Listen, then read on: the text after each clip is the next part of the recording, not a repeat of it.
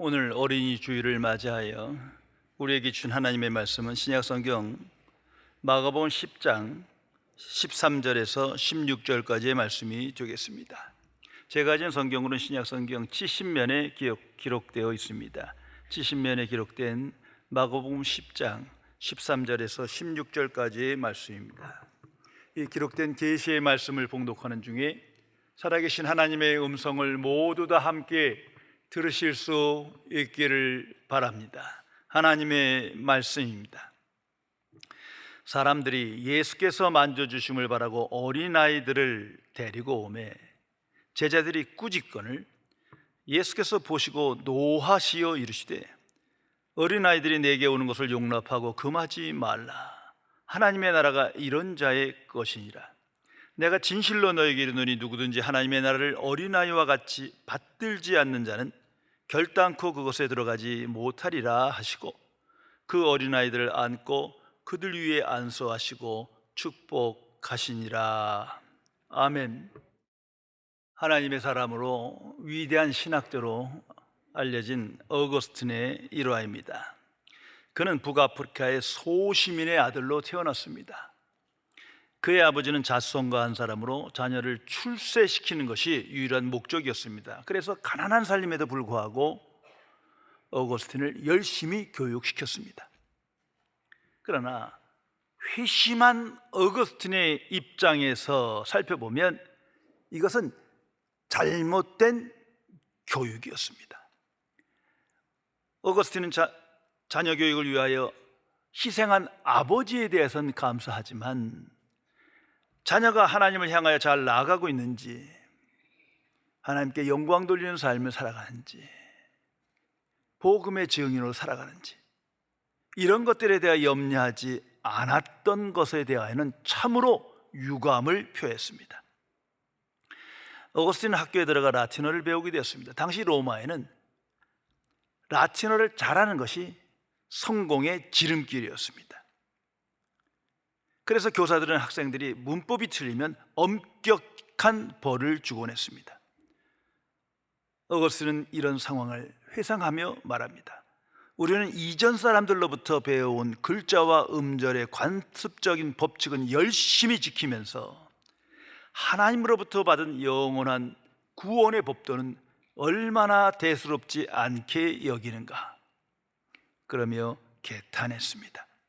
그리고 말합니다. 출세만을 바라는 가정에서 바른 인간이 나올 수 있다는 것은 그것이 기적일 것이다. 자녀를 신앙 안에서 바르게 교육해야 한다. 깊이 생각해 보시기 바랍니다. 구약성서 신명기 6장 4절에서 7절까지의 말씀입니다. 이스라엘아 들으라. 우리 하나님 여호와는 오직 유일한 여호와이시니 너는 마음을 다하고 뜻을 다하고 힘을 다하여 네 하나님 여호와를 사랑하라. 오늘 내가 네게 명하는 이 말씀을 넌 마음에 새기고 네 자녀에게 부지런히 가르치라.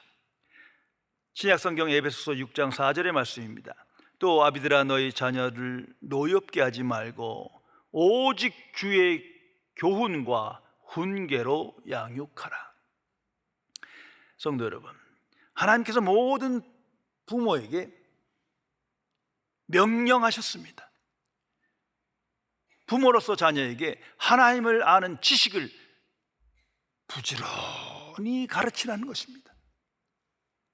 하나님이 누구이신지를, 어떤 분이신지를, 그리고 하나님을 향하여 어떤 마음과 태도로 살아가야 하는지를 부지런히 가르치라 말씀하셨습니다.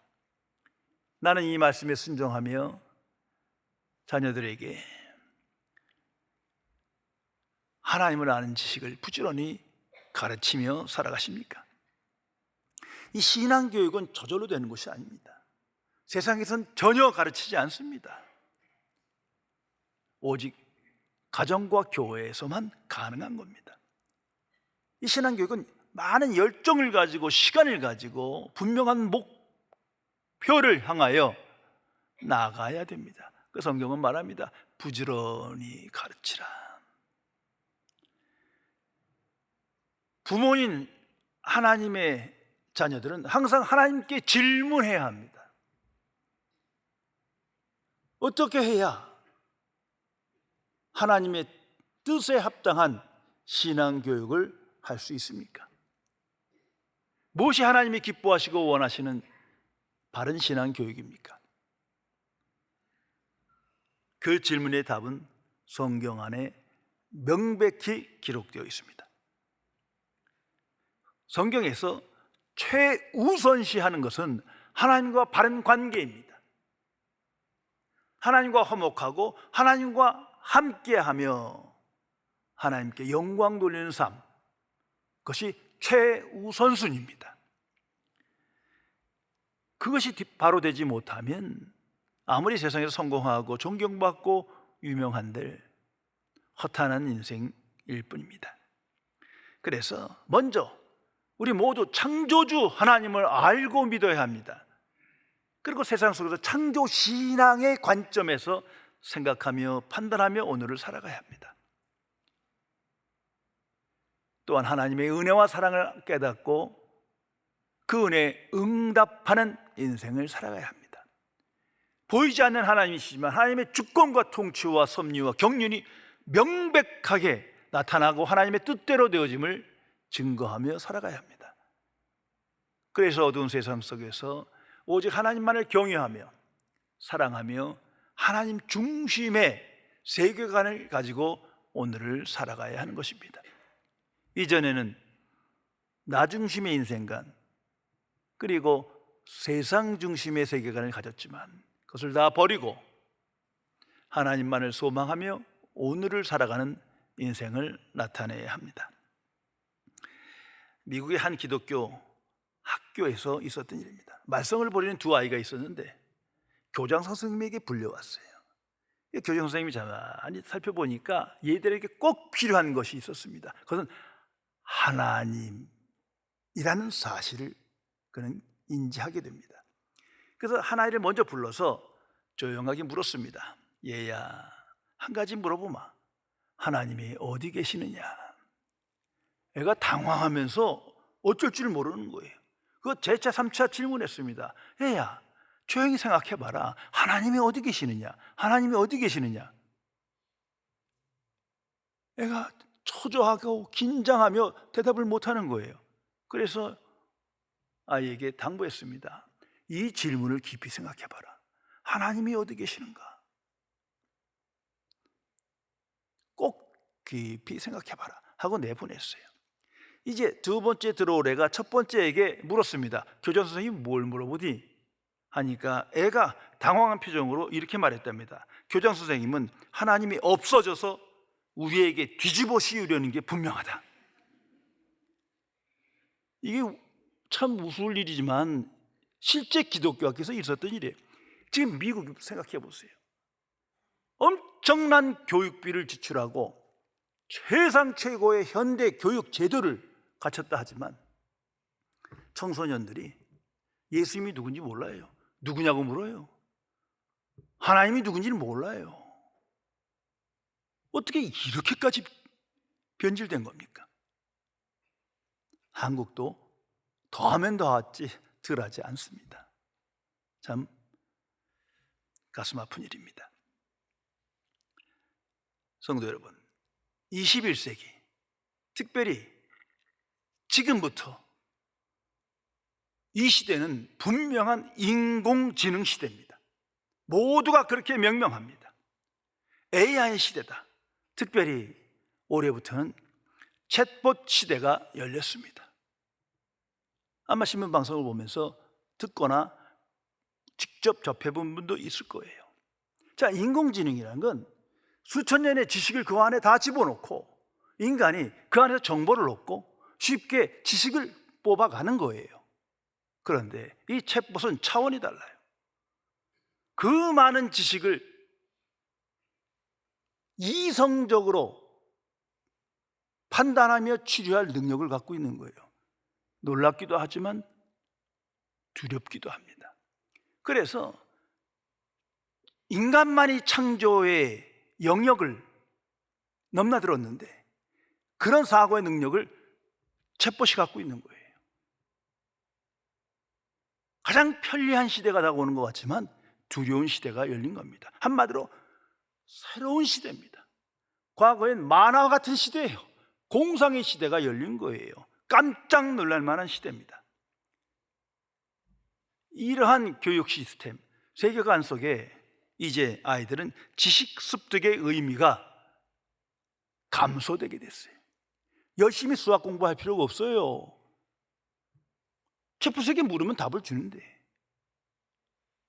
그 과정을 통해서 사고력을 기르는 건데 불필요하게 생각할 겁니다. 영어 공부 우리가 얼마나 열심히 했습니까? 할 필요가 없어요. 챗봇이 다 말해줄 거예요. 언어 공부가 필요가 없어요. 하마터면 명문 대학에서 지금 논문을 쓰지 않아요. 왜? 챗봇이 다 써줘요. 제가 어떤 주제로 노인복지라든지 신학적 관점에서 한번 테스트를 해봤는데 정말 깜짝 놀랍니다. 세부사항까지 다 나와요. 이게 무슨 이런 게 다 있나? 이성적 능력을 갖게 된 거예요.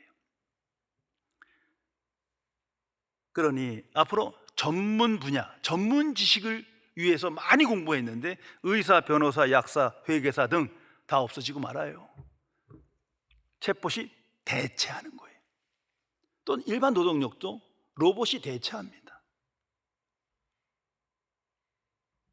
일하고 싶어도 직업이 없어요. 이런 시대에 가장 필요한 교육은 무엇입니까? 인성교육입니다. 이걸 잊어서는 안 됩니다.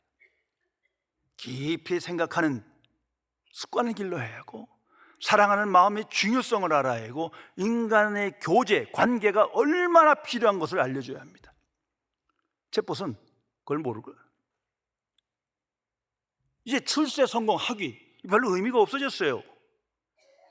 그거 열심히 공부해봐야 그걸로 잡을 얻지 못해요. 직접 물을 거예요. 성도 여러분, 이 인성교육에서 가장 중요한 것은 정체성 확립이라는 것을 잊어서는 안 됩니다. 우리 인간입니다. 인간이 무엇이냐를 다시 물어야 돼요. 진화론에 입각한 인간론은 이제 완전 쓰레기통에 버리고, 그러면 인공지능이 훨씬 더 나은 존재예요. 창조론에 입각한 하나님의 형상을 받은 인간다움, 그 정체성을 회복해야 합니다.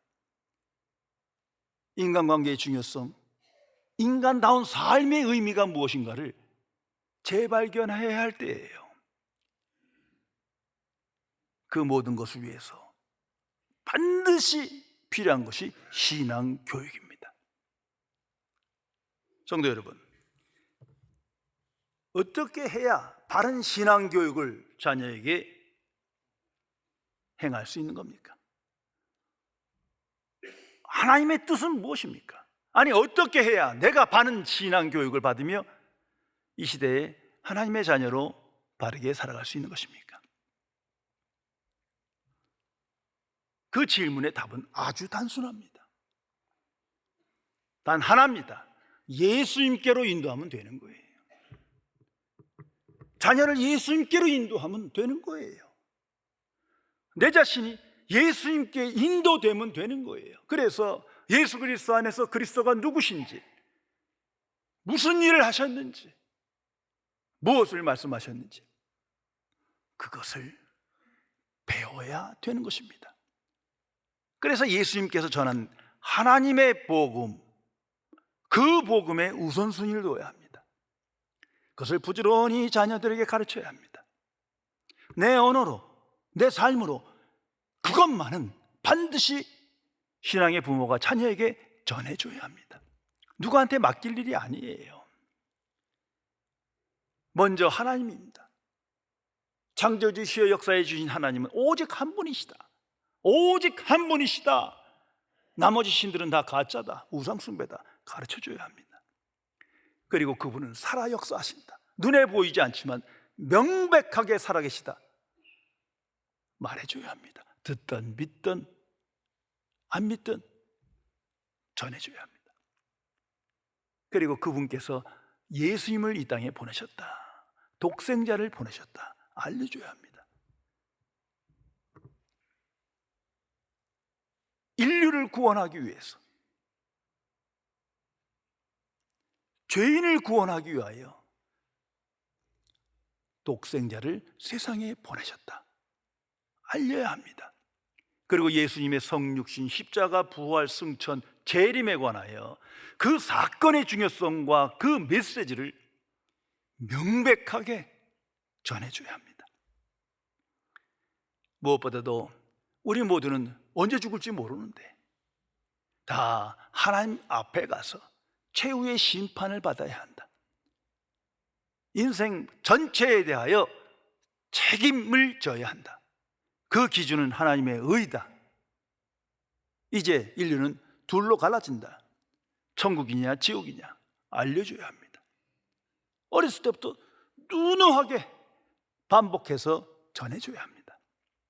무엇보다도 살아계신 그리스도의 존재와 역사를 알려줘야 합니다. 눈에 보이지는 않지만 십자가에 죽으신 과거의 뿐이 아니다, 부활하시 오늘도 살아계시다 명백히 알려줘야 합니다. 그러면 질문할 겁니다. 아니 어떻게 시공간을 초월하여 역사하십니까? 성경대로 말씀해 줘야 합니다. 성령을 통하여 역사하신다. 하나님께서 하나님의 자녀에게 성령을 주셨고 그분은 진리의 영으로, 보혜사의 영으로 우리 안에 계셔서 우리를 항상 예수 그리스도께 인도한다. 그래서 성령 충만한 가운데 예수 그리스도와 인격적 관계의 만남을 가질 수 있다. 그분은 분명 살아계시다. 네가 그것을 믿을 때 이제 세상 속에서 예수 그리스도 안에서 살아계신 그리스도를 갈망하며 오직 하나님만을 소망하며 살게 될 것이다 가르쳐줘야 할 것입니다. 그리고 동시에 장애물을 알려줘야 합니다. 하나님과 나 사이를 가로막는 무서운 장애물이 있다. 첫째가 사탄이다. 사탄은 너를 하나님으로부터 항상 멀어지게 할 것이다. 네가 깨우기도 하고 하나님의 사람으로 살아가면 살아갈수록 더욱더 너를 회방하고 유혹하여 멀어지게 할 것이다. 그게 바로 사탄이다. 성경은 명백히 그것을 말해준다. 가르쳐야 합니다. 두 번째는 세상이다. 너 이제 세상에 나가면 온창 세상 사람들 만나고 세상 지식을 배울 텐데 그 모든 게 장애물이다. 그 지식의 근원은 진화론이다. 이건 잘못된 거다. 창조신앙에 입각해서 이 세상에서 하나님의 증인으로 살아야 한다. 가르쳐야 할 것입니다. 그리고 내 자신이 장애물이다. 내 마음에 있는 죄의 본성, 이기적인 탐심과 정욕, 그것이 하나님과 나 사이를 가로막고 있다. 그걸 버려야 한다. 끊임없이 반복하여 자녀들에게 가르쳐 주어야 할 것입니다.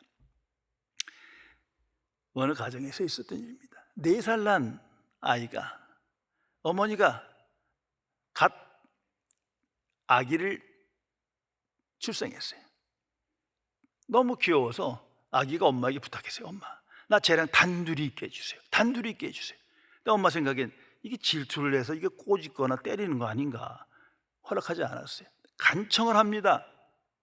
할 수 없이 허락하고 문틈을 열고 이렇게 지켜봅니다. 아니나 다를까 애가 얼굴이 애기로 가까이 가는 거예요. 저거 어떡하나 어떡하나 하는데 애가 가까이 대고 이렇게 말하더랍니다. 아가야, 아가야, 하나님이 어떤 분이셨는지 말 좀 해줄래? 나는 잊어버렸거든. 이게 오늘 현실이에요. 태어나면서 살아가면서 세상은 잊어버리게 만들거든요. 그야말로 깨어 기도해야 합니다. 집중해서 가르치지 않으면 하나님의 사람으로 하나님께 영광 돌리는 삶을 살아가지 못합니다. 오늘 성경 말씀에는 예수님께 인도되는 어린이들의 사건이 기록되어 있습니다. 예수님께서 이 사건을 통해서 얼마나 아이들을 사랑하고 존귀하게 여긴지를 말씀해 주십니다. 그 당시의 상황에 대한 이해가 먼저 필요합니다. 그 당시는 1세기는 지금과 같이 어린아이들을 존중하고 사랑하고 인격체로 대하는 시대가 아니에요. 이런 시기는 불과 100년도 안 됐어요. 그 당시는 어린아이 그리고 여성은 사람 취급 못 받았어요. 거의 나귀, 동물 같은 존재의 대상이에요. 비인격제, 미개하다 생각한 거예요. 그래서 성숙한 존재로 인정받지 못했습니다. 그래서 쉽게 학대받고 폭력을 당하며 때로는 살해당했어요. 부모가 자식이 마음에 안 들고 자식이 잘못했을 때 때려서 죽여도 살인죄에 해당되지 않아요. 범죄에 해당되지 않을 시대입니다. 그러니까 함부로 막대한 거죠. 거기다가 지금 예수님은 한가로운 여유로운 시간대에 이 사건을 접한 게 아니에요. 예루살렘으로 가고 계세요.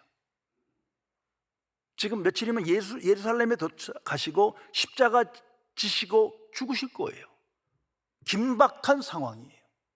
엄청난 사건을 눈앞에 두고 그 큰 뜻을 이루기 위하여 지금 결단하며 가시는 중이에요. 그러니 제자들은 어떻겠습니까? 긴장 상태죠.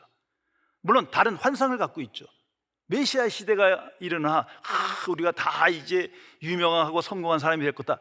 하지만 중요한 건 긴장하고 있는 거예요. 그런데 웬 무리가 부모들이 어린아이들을 데리고 예수님께 오는 거예요. 그러니 이 긴장한 그들은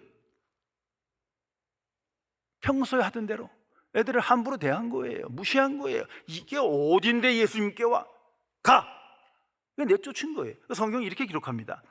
제자들이 꾸짖건을 함부로 대하며 막대한 거죠. 비인격적인 존재로 취급한 겁니다. 그런데 예수님이 이 사건을 보고 이렇게 표현하십니다. 예수께서 보시고 노하시었다. 이거 분노하신 거예요. 분개하신 거예요. 왜? 아이들을 함부로 대하고 막대하니까. 사랑하는 마음으로 대하지 않고 인격체로 대하지 않으니까. 마치 자기의 소유물인 것처럼 착각하며 대하니까. 무엇보다도 예수님께로 인도되는 아이를 막고 있으니까 말씀 그대로 분노하십니다. 그리고 참으로 충격적인 선언을 하십니다. 아마 성경에서 가장 충격적인 말씀 중에 하나일 거예요. 그것이 14장 15절입니다. 예수께서 보시고 노하시어 이르시되 어린아이들이 내게 오는 것을 용납하지 금하지 말라. 하나님의 나라가 이런 자의 것이니라. 엄청난 선언입니다. 3년 동안 예수님과 함께한 제자들도 저건 미성숙한 존재예요. 온전한 인격으로 보지 않았는데 하나님 나라가 저런 아이들의 것이다. 이렇게 선언해 버렸어요. 더욱이 내가 진실로 너에게 이르노니 누구든지 어린아이 하나님의 나라를 어린아이와 같이 받들지 않는 자는 결단코 그것에 들어가지 못하리라. 지금 이 말씀은 니들 한 명도 못 들어가 하는 짓 보니까 지금 이거 아니에요. 그 어린아이들을 예수님께 들어오는 그 하나의 사건을 놓고 충격적인 하나님 나라의 비밀을 선포해 주신 거예요. 아마 평생 잊지 못했을 거예요. 하나님의 자녀는 어린아이들을 볼 때마다, 누구의 아이들이든 어린아이들을 볼 때마다 이 말씀을 묵상해야 합니다.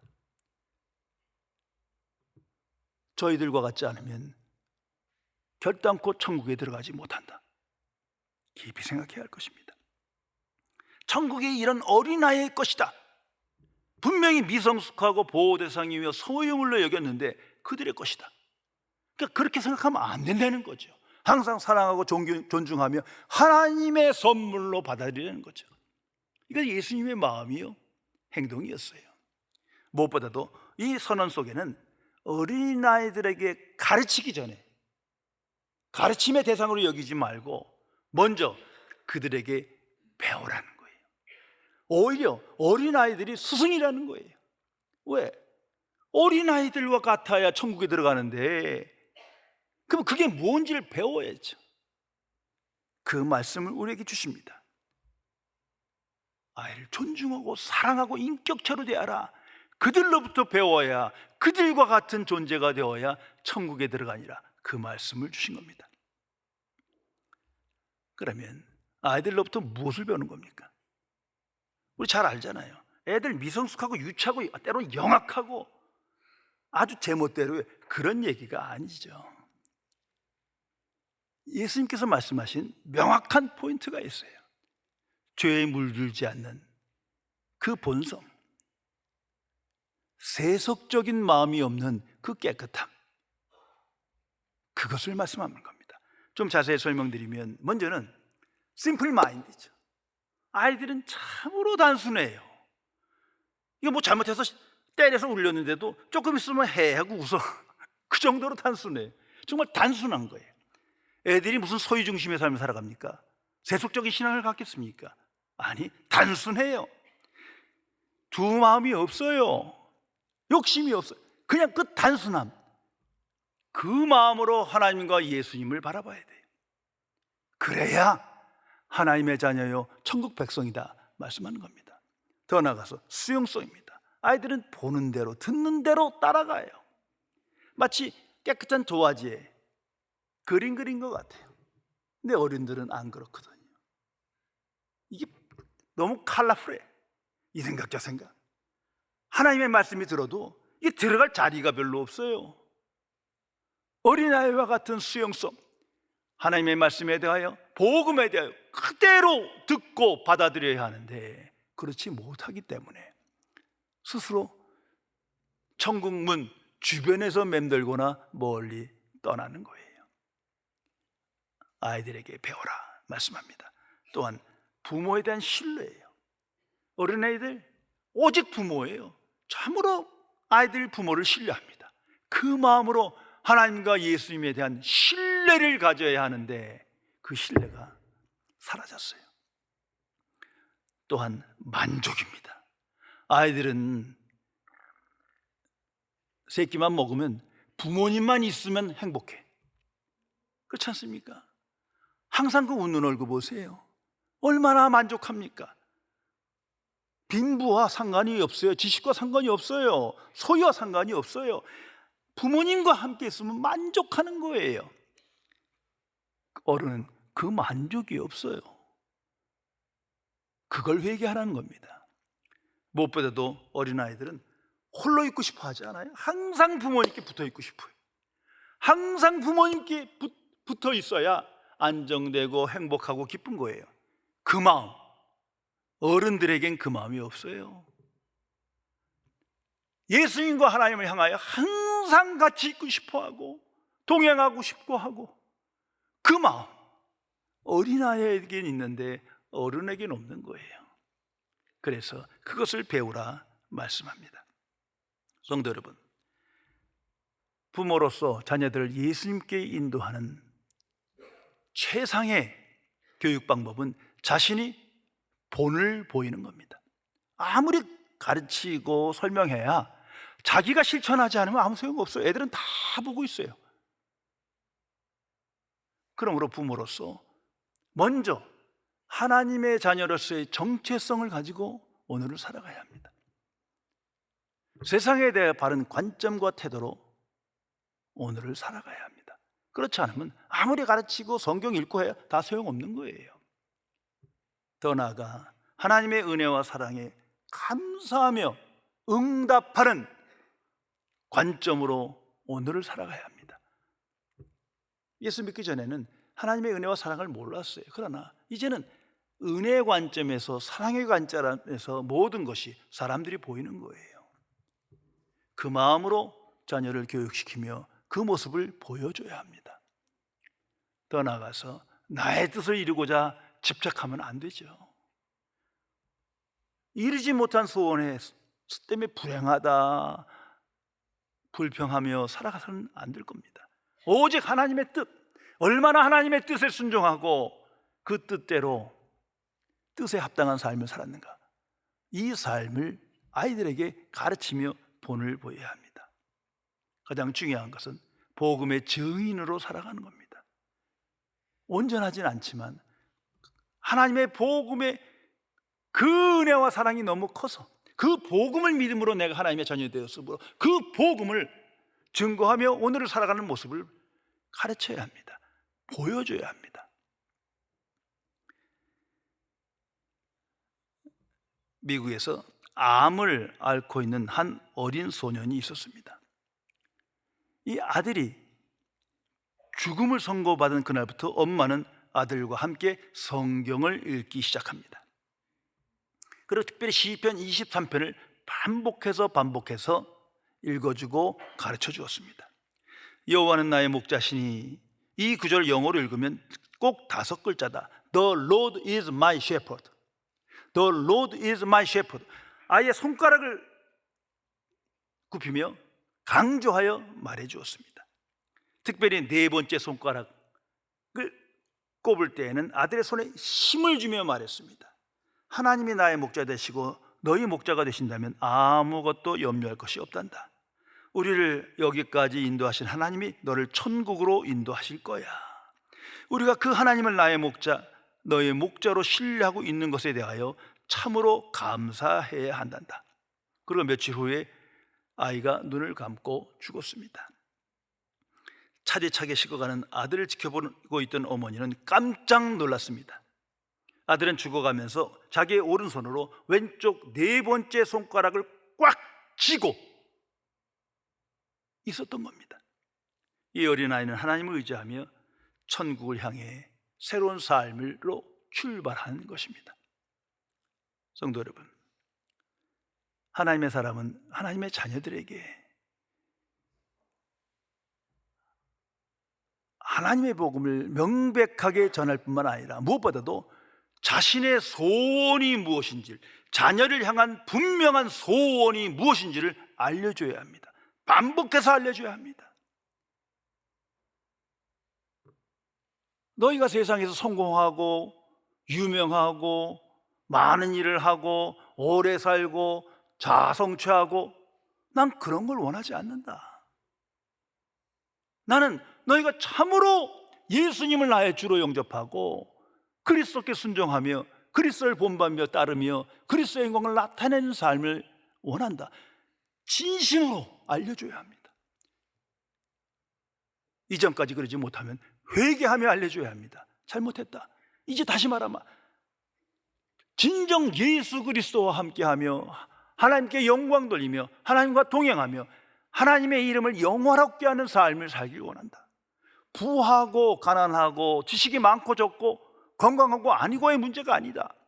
살아있는 동안 정말 하나님의 은혜에 합당한 삶을 살기를 참으로 나는 원하고 널 위해 기도한다. 가르쳐줘야 할 것입니다. 그리고 하나님의 자녀로서 부모는 복음의 생각에 이끌려요. 천국을 소망하며 주님을 만날 그날을 기뻐하며 잠시 남은 인생에 대해서 하나님의 일에 힘쓰며 하나님의 뜻에 순종하며 하나님의 이름을 영화롭게 하는 삶을 살아가야 할 것입니다. 기도하시겠습니다.